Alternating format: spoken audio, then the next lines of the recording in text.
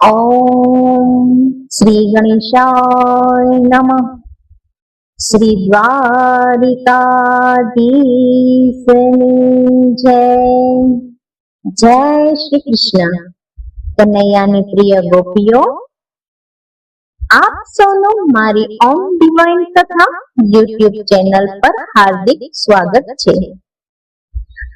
આજે હું તમને પુરુષોત્તમ માસ કથાના 11મા દિવસની વાર્તા કહેવા જઈ રહી છું, જેનું નામ છે ધનેશ્વર અને ધનપાળ. એક ગામમાં બે જણા રહે, એક શેઠ અને બીજો બ્રાહ્મણ. શેઠનું નામ ધનપાળ અને બ્રાહ્મણનું નામ ધનેશ્વર. એકમાં નામ પ્રમાણે ગુણ અને એકમાં નામથી ઉલટું. ધનપાળ શેઠને ત્યાં ધનની રેલમ છે અને ધનેશ્વરને માગ્યો ટુકડો એ ન મળે. પણ કોઈ સુખી નહીં, બંને જણ દુખી. શેઠને ઘરે દીકરો નહીં, ધનેશ્વરને ત્યાં ખાનાર ઘણા પણ ખાવાનું નહીં. શેઠ વિચાર કરે, હે ભગવાન, આટલી બધી લક્ષ્મીને હું શું કરું? કોઈ ભોગવનાર તો છે નહીં. છ દીકરીઓ અવતરી, પણ એ તો પારકા ઘરની લક્ષ્મી. મારું ઘર ઉઘાડું રહે એવું તો કાંઈક કર. મારા મરણ પછી કોઈ પિંડદાન દેનાર પણ નહીં. હે પ્રભુ, આવા જીવન કરતા તો મોત સારું. આમ વિચારી શેઠ સાચી વાત કોઈને કહ્યા કારવ્યા વિના બહારગામ જવાના બહાને ઘોર વનમાં ચાલી નીકળ્યા. વાટે જતા તેમને એક બાવો મળ્યો. બાવો બોલ્યો, ભાઈ, આમ અવળે રસ્તે ક્યાં ચાલ્યા? શેઠે કહ્યું, મહારાજ, હું જીવનથી કંટાળી ગયો છું, એટલે મરવા નીકળ્યો છું. ગમે તે રીતે હું મારા દેહનો અંત આણીશ. બાવો બોલ્યો, ભાઈ, મરવું કરશો નહીં, દુઃખ પડે તો ડરશો નહીં, અવળે રસ્તે ચડશો નહીં. શેઠ, પાછા વળો.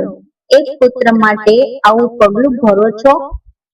આ વર્ષે પુરુષોત્તમ માસ આવે ત્યારે શ્રદ્ધાપૂર્વક વ્રત કરજો. કથા વાંચનાર બ્રાહ્મણને દક્ષિણા આપી રાજી કરજો. ભગવાન તમને જરૂર પુત્ર આપશે. મહારાજ, તમારું વચન માથે ચડાવું છું. મારે ત્યાં પુત્ર થશે તો હું તેના ભારોભાર સુવર્ણ બ્રાહ્મણને દાનમાં આપીશ. તેનું મન નહીં દુભાવવું. પુત્રથી વધારે છે શું? આમ કહી બાવાના વચન પર વિશ્વાસ રાખી શેઠ પાછા વળ્યા અને બાવાજી અંતર્ધાન થઈ ગયા. ધનેશ્વર ભૂખ તરસથી લથડિયા ખાતો વનમાં જતો હતો. એવામાં તેને પણ પેલો બાવો સામો મળ્યો. બાવાએ પૂછ્યું, ભાઈ, અવળે રસ્તે ક્યાં ચાલ્યા? બાવાજી, હું મરવા જાઉં છું, તમારે શું?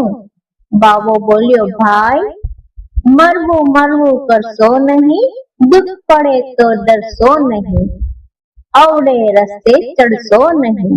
મહારાજ, તારે શાનું દુઃખ છે? પૈસાનું ને? હા બાવાજી, હું પુરુષાર્થ કરીને થાક્યો, પણ બધામાં નિરાશા મળી. ભાઈ, આ વર્ષે પુરુષોત્તમ માસ આવે ત્યારે વ્રત કરજે અને કથા વાર્તા વાંચજે. તારું ભવનું દરિદ્ર મટી જશે. આપઘાત કરવો એના જેવું કોઈ મોટું પાપ નથી. જો આપઘાત કરીશ તો આથી ભૂંડો અવતાર મળશે અને અનાજ તો શું, પાણી નહીં મળે. બાવાના શબ્દો ઉપર ધનેશ્વરને વિશ્વાસ આવ્યો. તે પાછો ઘરે આવ્યો અને પુરુષોત્તમ માસ કરવાનો સંકલ્પ કર્યો. એવામાં પુરુષોત્તમ માસ આવ્યો. ધનેશ્વર વહેલો ઉઠે, નદીએ જાય, નાઈ ધોઈને પીપળાના ઝાડ નીચે બેસે અને કથા વાંચે. ધનપાલ શેઠ પણ નાઈ ધોઈ ધનેશ્વરની પાસે એક ચીતે કથા સાંભળે. શેઠાણીને પૂરા દાડા જતા હતા. અધિક માસ અડધો વીત્યો ત્યાં તો શેઠને ઘરે ફૂલ જેવો દીકરો અવતર્યો. શેઠ તો રાજીના રેડ થઈ ગયા. પુરુષોત્તમ માસ પૂરો થયો એટલે શેઠે વ્રતનું ઉજવણું કર્યું. ઉજવણામાં તેણે પ્રેમથી બ્રાહ્મણોને જમાડ્યા. ધનેશ્વરને પોતાના ગોર તરીકે ગણી છોકરાના ભારોભાર સુવર્ણ આપ્યું અને કહ્યું, મહારાજ, તમે મારે ત્યાંથી મહિને મહિને ખાવા માટે જોઈએ તેટલું અનાજ લઈ જજો. ધનેશ્વરને આ ભવનો દરિદ્ર દૂર થઈ ગયું.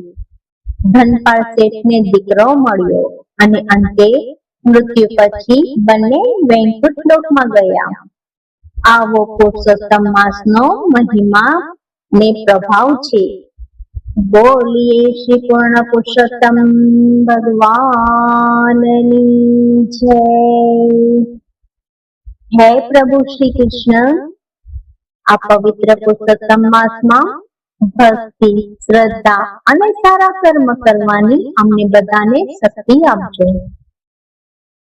જે કોઈ આ કથા શ્રદ્ધાથી સાંભળે કે કરે તેમના તમામ દુઃખ દૂર થાય અને તેમના જીવનમાં સુખ શાંતિ આવે. જો તમને આવી આધ્યાત્મિક કથાઓ ગમતી હોય તો વિડીયોને લાઈક કરો, મારી ચેનલને સબસ્ક્રાઇબ જરૂર કરજો અને આ કથાને તમારા પરિવાર અને મિત્રો સાથે શેર કરવાનું ભૂલશો નહીં. ફરી મળીએ એક નવી ભક્તિપૂર્ણ કથા સાથે. જય શ્રી કૃષ્ણ. રાધે રાધે.